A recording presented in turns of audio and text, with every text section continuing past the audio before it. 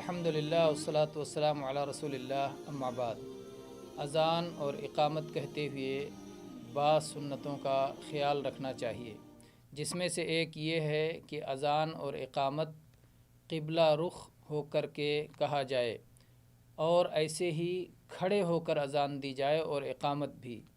اذان دیتے ہوئے اور اقامت کہتے ہوئے آدمی باوضو ہو، اور ان دونوں کے دوران گفتگو نہ کرے، بات چیت نہ کرے، اور ایسے ہی اذان دیتے ہوئے اپنے دونوں ہاتھوں کی انگلیوں کو دونوں کانوں میں ڈال لے۔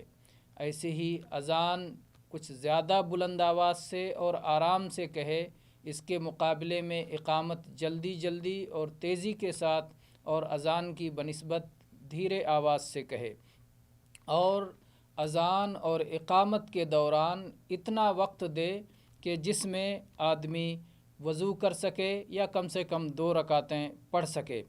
اور ایسے ہی جو شخص اذان سن رہا ہو یا اقامت سن رہا ہو، اس کا جواب دیتے جائے، البتہ جو سنے اسی طرح کہے، البتہ قد قامت الصلاۃ کے جواب میں لا حول ولا قوت الا باللہ یہ کہا کرے، یا پھر قد قامت الصلاۃ ہی کہہ دے۔ واللہ اعلم وصلی اللہ علی نبینا وسلم۔